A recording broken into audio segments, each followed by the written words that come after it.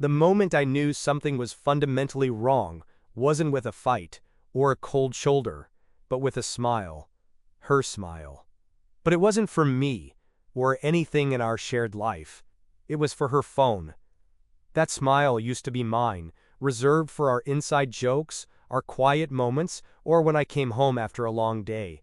Now it felt like a private, intimate gesture, shared with a glowing screen, and I was just a silent observer in my own bed. Sarah and I had been married for 10 years. A decade is a long time, long enough to build a life, a routine, a shared history that felt as solid as rock. We had our ups and downs, like any couple, but nothing ever felt like it could truly shake the foundation. We were Tom and Sarah, the dependable couple, the ones everyone said would last forever. At least, that's what I thought. The change started subtly, almost imperceptibly, like a draft you don't notice until it's already making you shiver. It began in the evenings, after we'd settled into bed. I'd reach for her, a quiet, familiar gesture, but more and more often, she'd turn away. Not sharply, never with anger, but with a tired sigh, a soft, "I'm just so exhausted, honey," or "Long day, I just need to decompress." I understood, of course. We both worked hard, so I'd nod, pull back, and respect her space. But then, as I lay there, waiting for sleep, the glow would start. From under the duvet a soft bluish light would spread. And then the quiet sounds, the little huffs of laughter, the quick taps, and most disturbingly, that smile. It wasn't a general vacant social media scroll smile. It was focused, engaged, and full of a kind of warm, personal delight I hadn't seen directed at me in months. I'd try to rationalize it. Maybe she was watching funny videos, maybe she was reading something really interesting, maybe it was just a new game she was into, or catching up with old friends online. She deserved her downtime. I told myself I was being paranoid, insecure. Our sex life had slowed down, yes, but that happens in long marriages, right? Stress, age, routine. We were still us, we were still solid. But the phone became an extension of her, a barrier between us. It wasn't just at night. During breakfast she'd scroll. During dinner, if I got up to grab something from the kitchen, I'd see her quickly checking it. If we were watching TV, her eyes would drift to it in her lap. It was always there, always within reach, always demanding a piece of her attention. And it wasn't just the presence of the phone, it was her attitude towards it. She was possessive. I'd jokingly reach for it sometimes, or comment on how much time she spent on it, trying to keep it light. "Who are you chatting with, secret agent?" I'd say, trying to elicit a laugh. She'd always pull it away. A little too quickly, a little too defensively. "Just work stuff," she'd murmur, or "Nothing, just mindless scrolling." Her tone would shift, becoming slightly guarded, almost irritated, as if I'd intruded on something private. It hurt, more than I let myself admit. I started to miss her, even when she was right beside me. The physical distance in bed turned into an emotional chasm that seemed to grow wider with every silent phone smile. I'd lie awake, listening to the muffled sounds from under her covers, trying to decipher them, trying to understand what held her attention so completely, so intimately, that it eclipsed me. One Tuesday night, I woke up around 2 a.m. I usually slept through the night. I rolled over and saw the glow again. She was still awake, still scrolling, still smiling. It had to be 3 or 4 hours after we'd gone to bed. I watched her for a long minute, the rhythm of her breathing even, her face soft in the blue light, completely absorbed. A knot tightened in my stomach. This wasn't just decompressing. This wasn't just mindless scrolling. This was something else. The next morning she looked tired. I asked if she'd slept okay. She just mumbled, "Fine," and hurried out of bed. It made me wonder how many nights she was doing this. How many hours of sleep was she sacrificing for whatever was on that screen? And why? It wasn't like she was studying for a promotion or working on a secret project. Her job was steady, 9 to 5, no late-night emergencies. I noticed other small shifts. She started taking her phone into the bathroom with her, something she never used to do. She'd bring it to the kitchen counter while cooking, placing it face down. If it buzzed, she'd pick it up immediately, glance at it, and then often take it to another room to respond. It was like she was building walls, invisible but incredibly strong, around her digital life. My attempts to bridge the gap felt increasingly pathetic. I'd try to engage her in conversation, ask about her day, tell her about mine. She'd listen, but her answers were often short, her eyes distant, already drifting back to the unseen world of her phone. I started to feel like a distraction, An interruption to her real life, whatever that had become. The heaviest part was the silence. It wasn't an angry silence or a tense silence. It was a comfortable silence for cacks of violence, punctuated by her soft chuckles and quiet taps, while I lay there, feeling utterly, profoundly alone. I tried to remember the last time she'd smiled like that at *me, without prompting, without an occasion. The memory felt distant, hazy, like a dream. I wondered who, or what, had taken my place in her affections. The thought was terrifying. One night, after another failed attempt at closeness, and another long session of her phone smiling, I couldn't take it anymore. I turned over, my back to her, and spoke into the darkness. "Sarah," I said, my voice quiet, almost a whisper. "Is everything okay? You seem distant." There was a pause, a longer pause than usual, and I heard the faint click of her phone screen turning off. Then her voice, soft, a little strained. "I'm fine, Tom. Just tired. What makes you ask?" It wasn't a question, not really. It was a deflection, a wall. And in that moment, lying there in the dark, with her silent phone beside her, I knew the problem wasn't just about her being tired anymore. It was about something she wasn't telling me. That night, after Sarah's short, defensive answer, I just lay there in the dark, staring at the ceiling. The air between us felt heavy, thick with unspoken words. Her phone was silent now, but its presence felt louder than anything that had been said. Her "I'm fine, just tired" felt less like reassurance and more like a carefully constructed barrier. It was the first time I fully understood that she wasn't just tired. She was actively hiding. The quiet dread that settled in me didn't lift with the morning light. It clung to me through breakfast as Sarah scrolled through her phone, occasionally offering a tight, unseeing smile when I tried to engage her in conversation.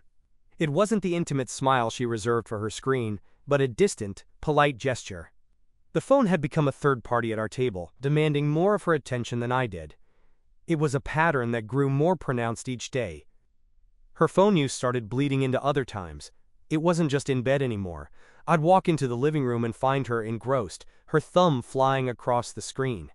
When she saw me, her hand would instinctively drop the phone to her lap, sometimes face down.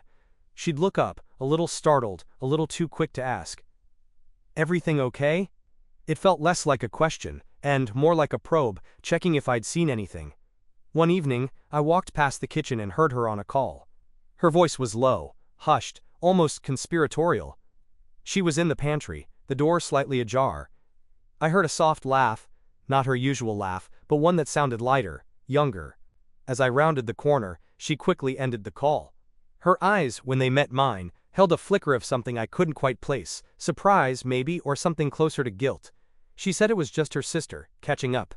But her sister usually called on speaker, loud and boisterous, for everyone to hear. This felt different. The subtle shift started adding up. Her phone, once left casually on the counter, was now always in her pocket, or clutched in her hand, or tucked under a pillow when she went to the bathroom. It had become an extension of her, but a guarded one.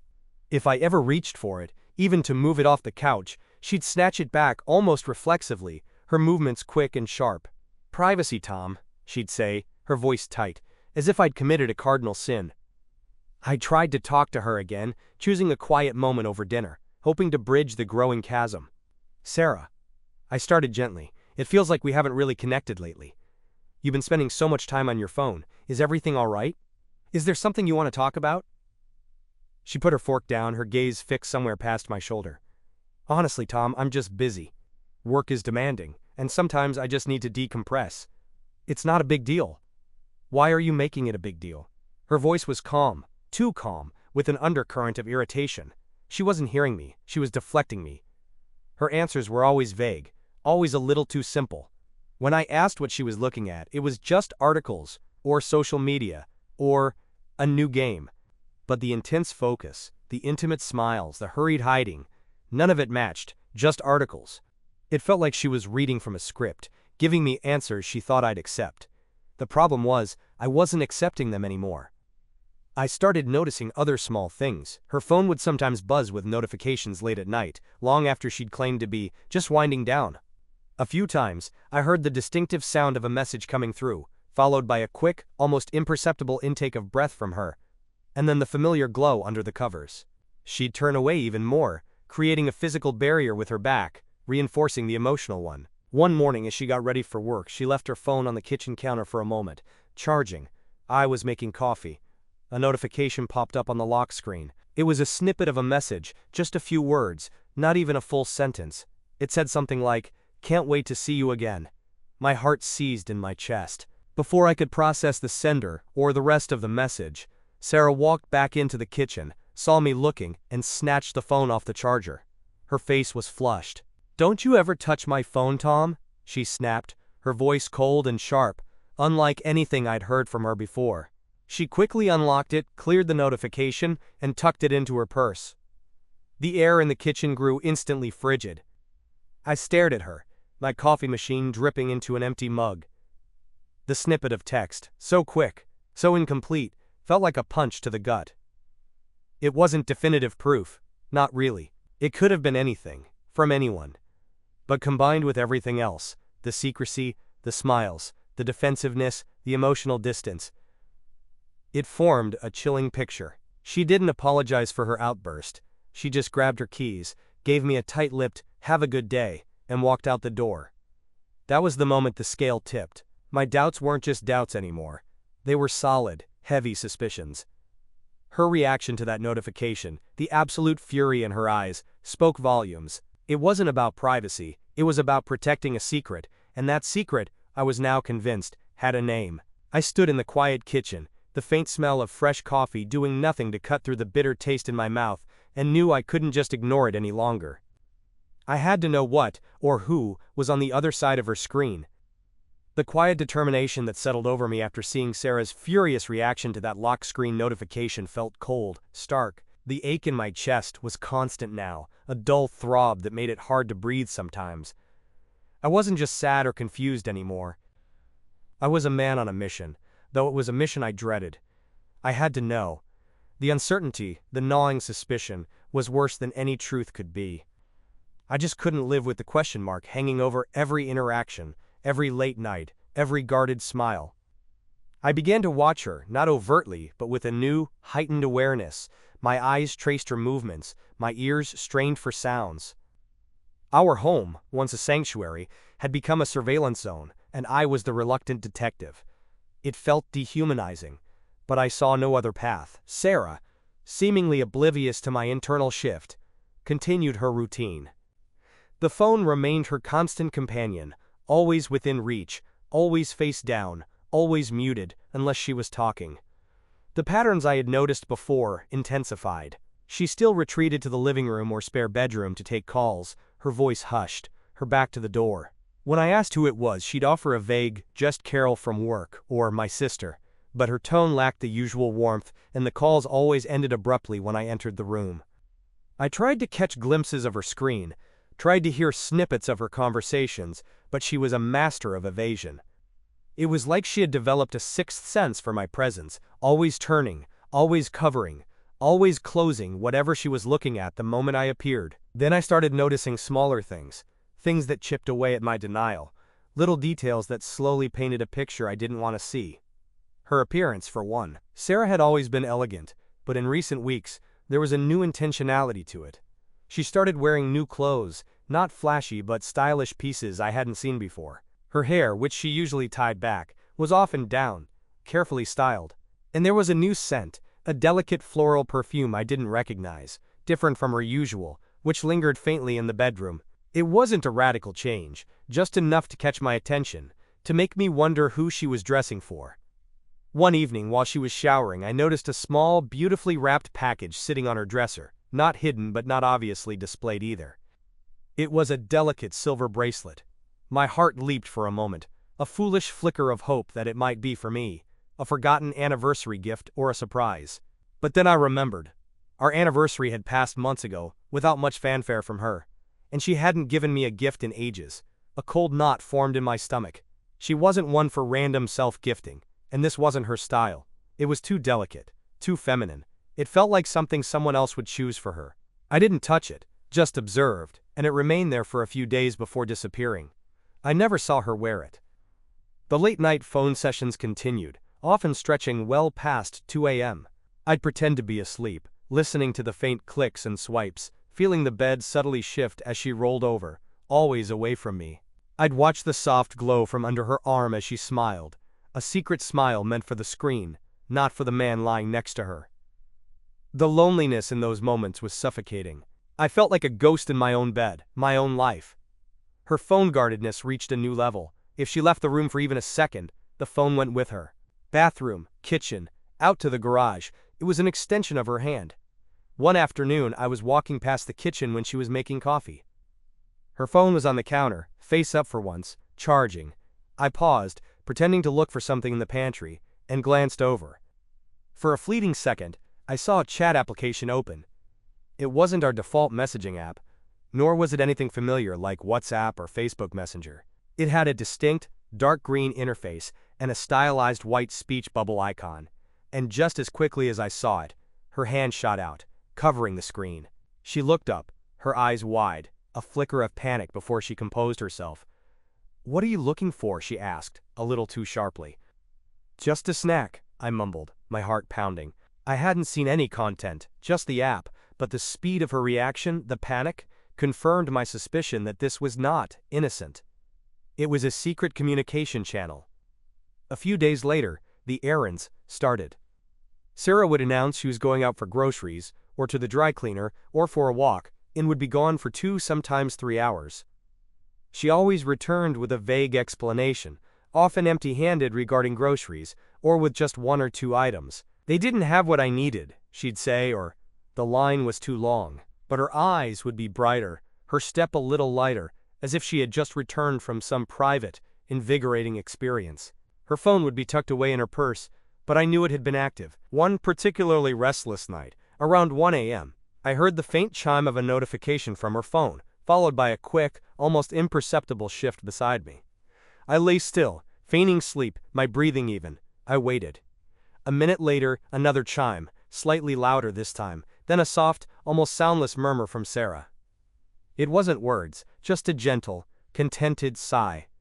It hit me then, with the force of a physical blow. She was having entire conversations, sharing moments, experiencing emotions, all with someone else, right next to me, while I lay there in the dark, invisible. The next morning, the silence at breakfast was deafening. I couldn't pretend anymore. I needed to say something. "Sarah," I started, my voice hoarse. She looked up from her phone, not quickly, not defensively, but with a slow, almost annoyed expression. "What's going on with us? You're always on your phone. You're distant. I feel like I don't even know you anymore." Her reaction was a carefully constructed wall. "Tom, we've talked about this. I'm just busy with work. There's a lot going on right now." Her eyes flickered back to her phone for a moment. "And, frankly, I find it a little suffocating that you're constantly monitoring me." "Monitoring you?" I asked, a bitter laugh escaping me. "I'm trying to connect with my wife. You smile at that screen more than you ever smile at me these days. What is so important on there that you can't put it down for 5 minutes?" She finally put the phone down, pushing it across the table, face down of course. Her voice was flat, devoid of emotion. "You're being paranoid, Tom. There's nothing going on. Maybe you just need a hobby. Or to spend some more time with your friends. You seem awfully fixated on my phone." Her deflection, her cold dismissal, felt like a fresh wound. She was twisting it around, making me out to be the unreasonable one. But the very lack of emotion, the practiced indifference, confirmed everything. It wasn't just work or stress. This was calculated. This was a secret she was determined to keep. And I was now more determined than ever to uncover it. My dread had transformed into a cold resolve. I knew I couldn't confront her with just vague suspicions anymore. I needed something undeniable, something she couldn't dismiss or twist. That night, after she had finally drifted off to sleep, her phone, for once not clutched in her hand but resting on the nightstand, face down. I lay there, heart hammering, staring at the dark ceiling. I wanted to just reach out, grab it, and unlock it. But I knew that was not the way. I needed irrefutable evidence. I needed to know the truth, not just find a way to confirm my fears. The opportunity came a few days later, while Sarah was out on one of her extended errands. I was using my laptop when I noticed something odd. Our home computer, usually set to our shared email account, was now logged into a new, unfamiliar email address. It was still open in a browser tab. Sarah must have forgotten to log out before she left. My breath caught in my throat. I hesitated, my finger hovering over the mouse. This was it. This was the moment I would either confirm my worst fears or dispel them forever. My hand shook as I clicked on the tab, revealing the inbox. And there it was. Not a single email from work or family or subscriptions. Just a long, scrolling list of messages from a single sender. A name I didn't recognize. And the subject lines were not about work or family. They were intimate, personal, playful. One stood out, bolded and unread. Counting down the hours until I see you again, my love. My hand shook as I clicked on the tab, revealing the inbox. And there it was. Not a single email from work or family or subscriptions. Just a long scrolling list of messages from a single sender. A name I didn't recognize. And the subject lines were not about work or family. They were intimate, personal, playful. One stood out, bolded and unread. Counting down the hours until I see you again, my love. I clicked it open, a cold dread washing over me. The email was short, but devastating. It spoke of a stolen lunch, a brief touch, the excitement of their next meeting. It used pet names I had never heard Sarah utter, words of affection that were once reserved for me, now casually tossed between strangers. My eyes blurred, but I forced myself to read on, scrolling down the page. There were dozens of these. Dates and times, confirming my suspicions about the errands, the long calls, the late nights. Messages sent at 2 a.m., right after she'd rolled over, claiming exhaustion. Messages from when I was asleep beside her, dreaming of a life that was already a lie. Each line was a hammer blow, shattering the carefully constructed image of our life, of our marriage. It wasn't just a physical affair, it was deeply emotional. They talked about their days, their feelings, their dreams. Things Sarah hadn't shared with me in months, maybe years. The man's name was Michael. He sounded charming, attentive, everything I had stopped being, or everything she had stopped seeing in me. He appreciated her, he adored her, he made her laugh. He was the reason for the silent smiles. He was the reason for the new clothes, the styled hair, the sudden bursts of lightness after an errand. A profound stillness settled over me. There was no anger, not yet. Just a hollow, echoing void where my future used to be. My hands moved almost mechanically, clicking through older emails, the timeline stretching back months. It wasn't a sudden mistake. This was a deliberate, long-term deception. A parallel life she had been living, right under our roof, right beside me in bed. I took screenshots, not out of spite, but because I knew I would need proof. Not for her, but for myself. To convince myself this wasn't a nightmare, that it was real. I forwarded a few key conversations to my personal email, then logged out of her account, erasing the browser history. It felt like burying a body. I closed the laptop, the screen going dark, reflecting my own shattered face. I felt numb. I didn't cry. I didn't rage. I just sat there, trying to process the magnitude of what I had just discovered. The whole time, she had been so convincing, so dismissive of my concerns, so guarded. And all along, she had been building this secret world. My world had just ended, and hers, it seemed, was just beginning. When Sarah returned, the front door closing softly behind her, I was sitting on the couch in the living room, in the dim light of the late afternoon. She looked flushed, a little breathless, her eyes bright. She carried no shopping bags, no explanation for her absence. She looked happy. For a fleeting second, I almost believed she was happy to see me. "Hey," she said, her voice lighter than I'd heard it in months. "Just ran a few errands. Traffic was a nightmare." She went to the kitchen, humming softly.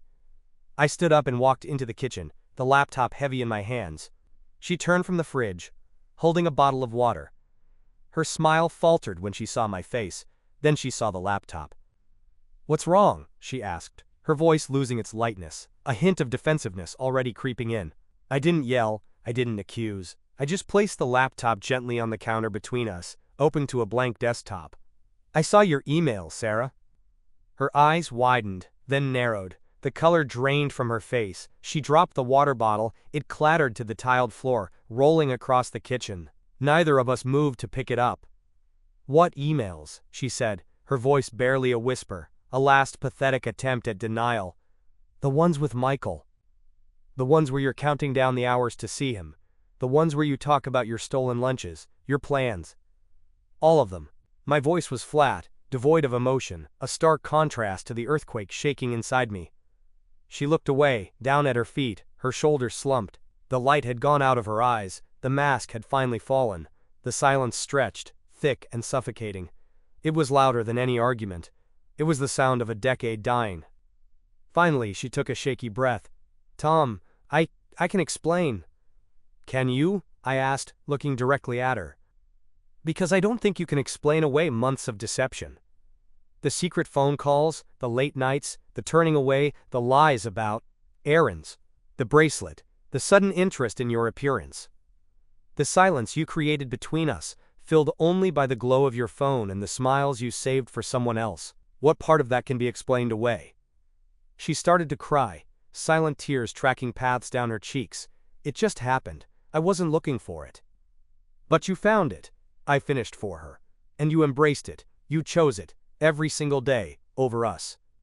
She nodded, unable to speak, her head bowed in what I knew was shame, but also, perhaps, relief that the burden of secrecy was finally lifted. "I need you to leave, Sarah," I said, my voice still steady, though I felt like I was breaking apart from the inside. "Tonight, I can't look at you right now. I can't be in the same house." She didn't argue, she simply nodded again, a broken figure in the kitchen that had once been the heart of our home. She picked up the water bottle, placing it carefully on the counter, as if suddenly concerned with neatness in the face of utter devastation. Then, she walked out of the kitchen, her footsteps heavy, towards our bedroom. I heard the rustle of clothes, the quiet click of a zipper, the muffled sound of her gathering her things. It wasn't a dramatic exit, no thrown objects, or shouted recriminations. Just the quiet, methodical dismantling of a life. The finality of it was deafening. The silent phone smile had finally revealed its true cost. It had taken everything. An hour later, her car pulled out of the driveway. I watched from the window, a hollow ache in my chest. The house was utterly silent, a silence far more profound and painful than the one that had haunted our bedroom for months. It wasn't just the absence of her car, or her voice, or even her presence. It was the absence of a future I had believed in, a shared history I had cherished, and a trust that was now irrevocably broken. The screen between us had grown into an insurmountable wall, and on the other side, she had found someone else to smile with. And I was left, alone, in the quiet aftermath of the truth.